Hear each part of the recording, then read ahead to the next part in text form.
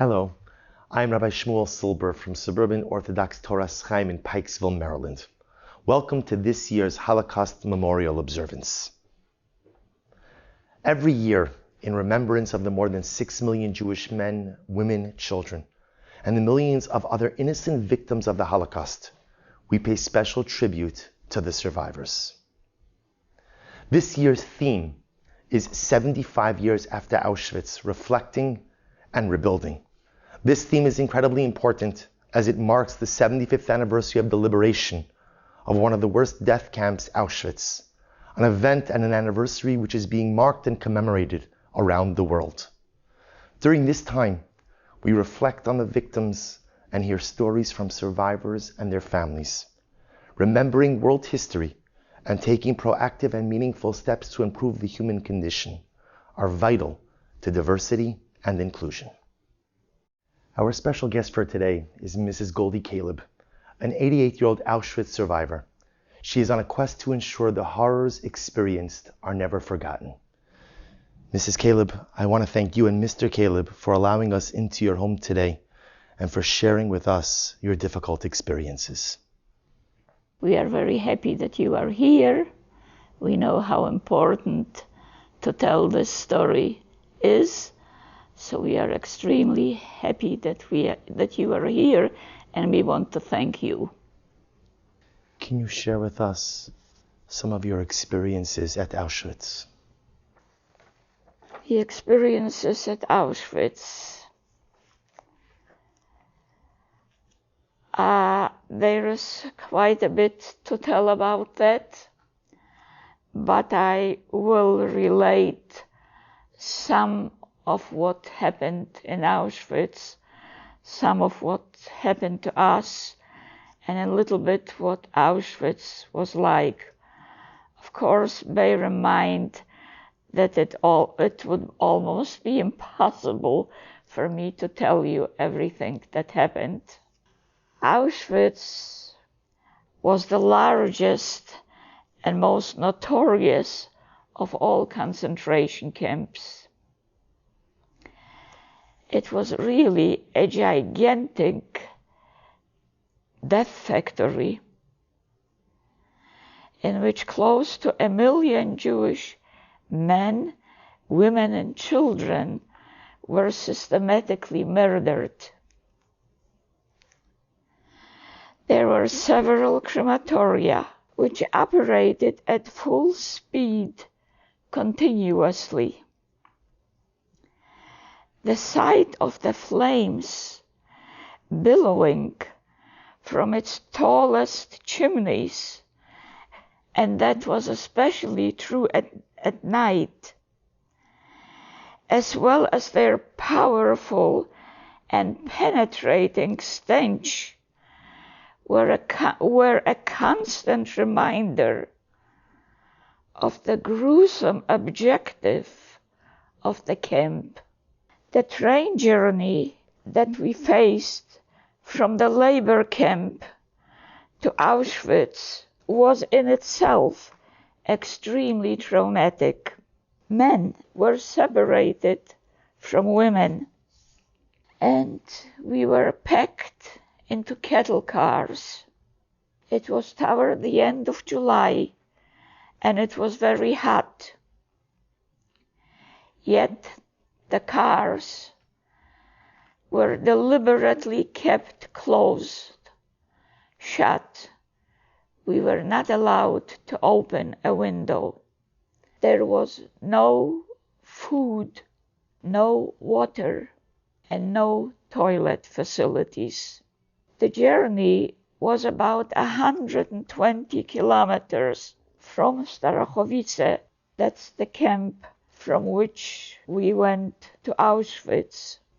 And it should have taken about 3 hours to get to Auschwitz.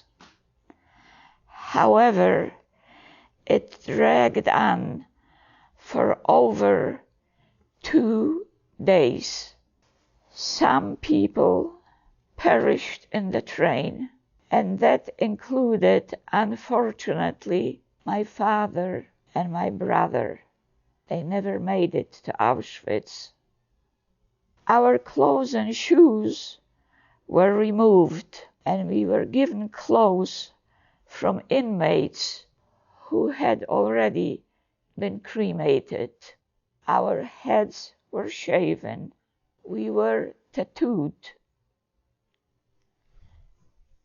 This is my tattoo, incidentally.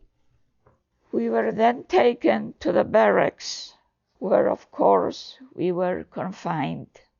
The barracks were crowded and had no beds or bedding. We slept on boards that were attached to a wall. There were no mattresses, no pillows, no adequate covering. Upon awakening and evening, they were daily sailapels, means roll calls. Regardless of the weather, we were forced to stand at attention until the numbers agreed. If they missed even one person, the entire assemblage was forced to stand at attention until the numbers agreed. Sometimes that was for hours. Most inmates, including my two sisters, were sent to work and were sent on work assignments. But my mother, who was considered too old at age 42, and I was considered too young at age 12, did not have to go to work. We simply remained all day long in the barracks. Selections were conducted on a regular basis, which posed a daily danger, particularly for my mother and me. Unfortunately, we realized that any day or any minute we could be selected to go to the gas chambers. One day, in November 1944, the infamous Dr.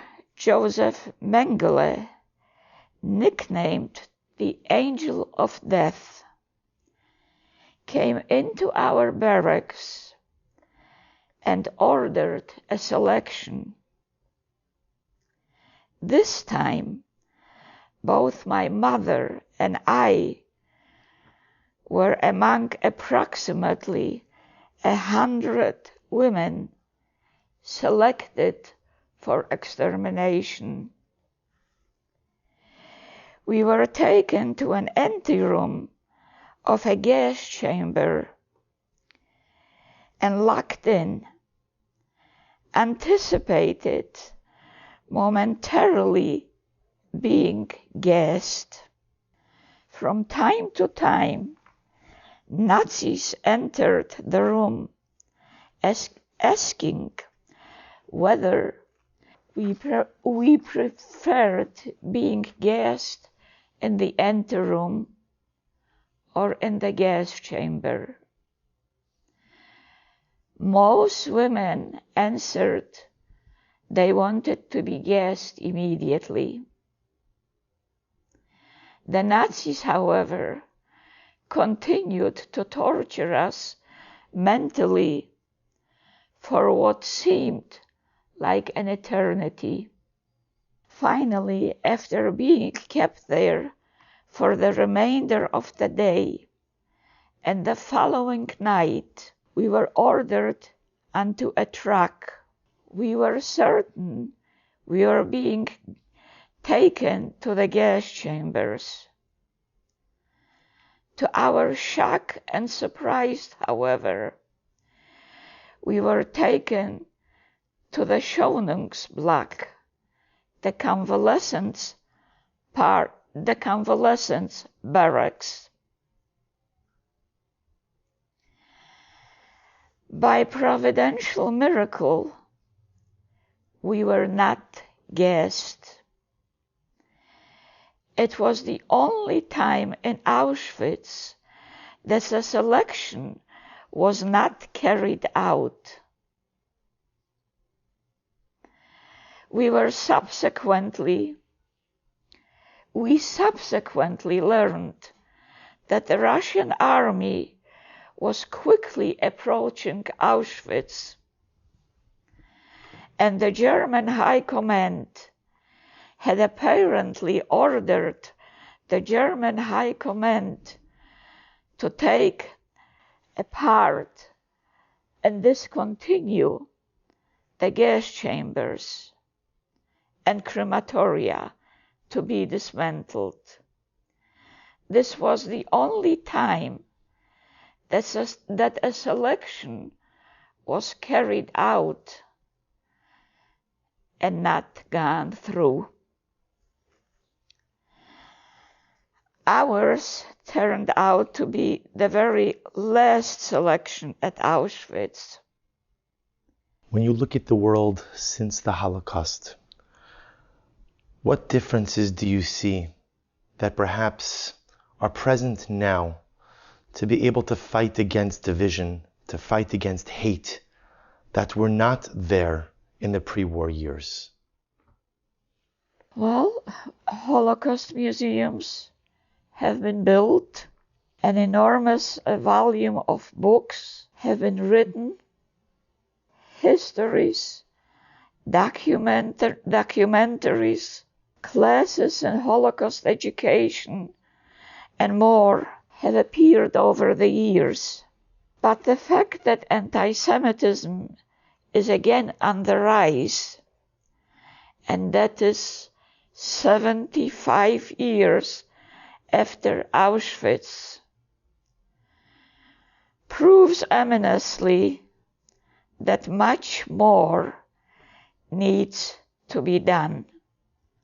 Frankly, I was hoping after this Holocaust that this would not exist, that there wouldn't be any more anti-Semitism, and that people would be a lot kinder and more understanding of one another.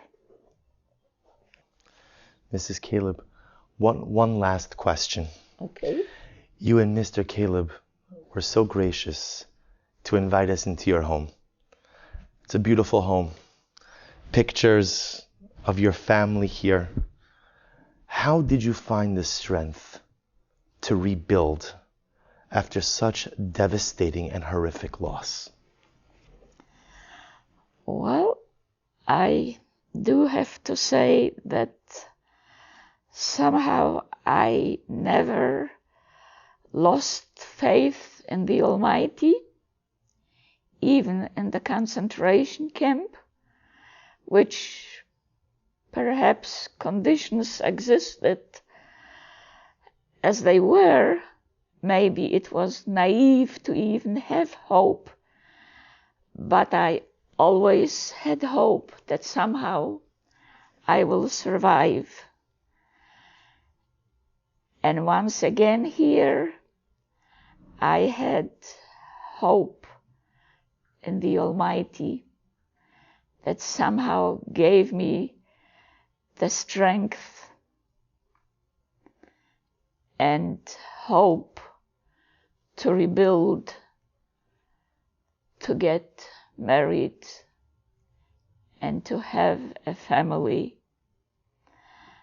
I don't know that I could have made it without the miracles of God. Mr. and Mrs. Caleb, I want to thank you again for opening your home, allowing us to hear your incredible story of courage, the power to rebuild, and the ability to survive through the darkest chapter of our people's existence. We truly thank you very much.